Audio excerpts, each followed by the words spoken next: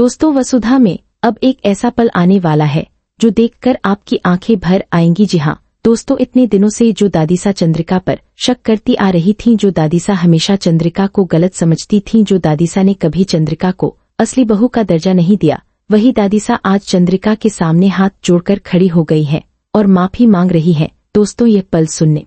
दोस्तों, दादीसा ने हमेशा चंद्रिका पर शक किया था, हर बात में उसे गलत ठहराया था, हर मुश्किल में उसे ही जिम्मेदार माना था।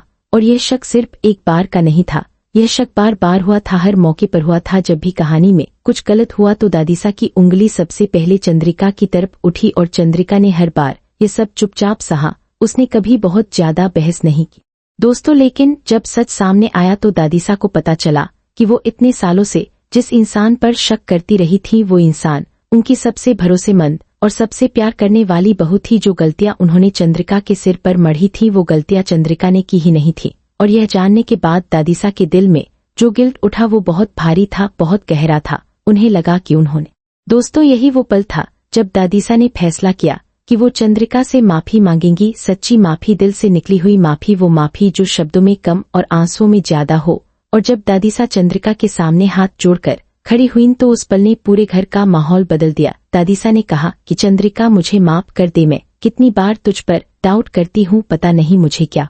दोस्तों, दादीसा ने सिर्फ माफी नहीं मांगी, उन्होंने चंद्रिका को गले से लगाया। और वो गले लगाना सिर्फ एक जिस्मानी हरकत नहीं थी, वो उन सालों की भरपाई थी जब दूरी थी, वो उस खालीपन को भरने की कोशिश थी जो इतने समय से इस रिश्ते में था। दोस्तों, ये पल इतना भावुक था कि जो भी वहाँ मौजूद था उसकी आंखें भर आईं। और ये भावुक पल बताता है कि इस कहानी में जो गलतफहमियां थी दोस्तों, लेकिन इस खूबसूरत और भावुक पल के बाद कहानी अचानक एक ऐसी दिशा में मुड़ती है जो किसी ने सोची नहीं थी। जो दादीसा अभी अभी चंद्रिका से माफी मांग कर गई थी, वो अचानक कहीं गायब हो गई है। और यह गायब होना पूरे परिवार के लिए एक बहुत बड़ी चिंता बन गया है।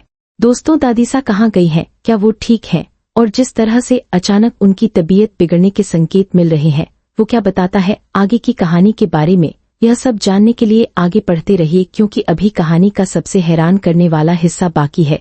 दोस्तों, इस पल के बाद जो होता है वो देखकर आप भी हैरान रह जाएंगे। दादीसा जो अभी अभी चंद्रिका से माफी मांगकर दोस्तों जब घर पर फोन करके बताया गया कि दादीसा अस्पताल में नहीं है, तो घर में एक बार फिर से घबराहट का माहौल छा गया। सबके मन में सवाल उठे कि दादीसा आखिर गई कहाँ, क्या वो ठीक है, क्या उन्हें कुछ हो गया, क्या कोई उन्हें ले गया? यह सारे सवाल एक साथ मन में उठे और हर सवाल के साथ चिंता और भी बढ़ती गई दोस्तों। लेकिन जब हम इस पूरी कहानी को समझते हैं तो एक बात साफ दिखती है, दादीसा कहीं और नहीं गई होंगी, वो चंद्रिका के पास गई होंगी उस माफी को और गहरा करने के लिए, उस रिश्ते को जोड़ने के लिए जो इतने सालों में टूट चुका था। दोस्तों, सच जानने के बाद दादीसा के दिल में जो गिल्ट था वो इतना गहरा था कि वो एक बार माफी मांगने से नहीं जाता था। उन्हें लग रहा था दोस्तों, दादीसा के मन में यही चल रहा था कि मैंने आज तक जो किया वो गलत था, मैं हमेशा अपनी बहू पर सिर्फ शक करती रही, मैंने कभी उस पर विश्वास नहीं किया, कभी उसे प्यार नहीं किया।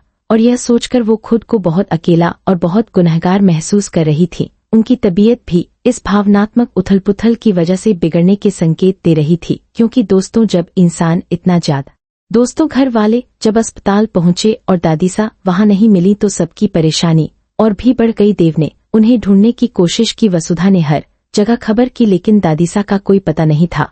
और ये गायब होना जितना परेशान करने वाला था उतना ही रहस्यमय भी था, क्योंकि दादीसा एक ऐसी उम्र में थी जब इस तरह अकेले कहीं चले जाना उनके लिए भी और घर वालों के लिए। दोस्तों, इस सब के बीच कहानी में एक और परत जुड़ रही है, दादीसा की तबीयत की बात। जो संकेत मिल रहे हैं उनसे लग रहा है कि दादीसा इस भावनात्मक झटके को शारीरिक तौर पर भी महसूस कर रही है। इतने साल का बोझ, इतने साल का पछतावा, इतने साल की गलतफहमी, यह सब एक साथ महसूस करना किसी के लिए भी बहुत भारी होता है। और दादीसा की उम्र में यह और भी ज्यादा असर कर। दोस्तों, दादीसा मिलेंगी, लेकिन जब मिलेंगी तो क्या हालत में मिलेंगी? और उनके गायब होने के पीछे क्या कोई और वजह भी है जो हम अभी नहीं जानते? क्या कोई इस पूरे मामले में किसी और का हाथ है? यह सवाल कहानी को एक नए और खतरनाक मोड़ की तरफ ले जा रहा है।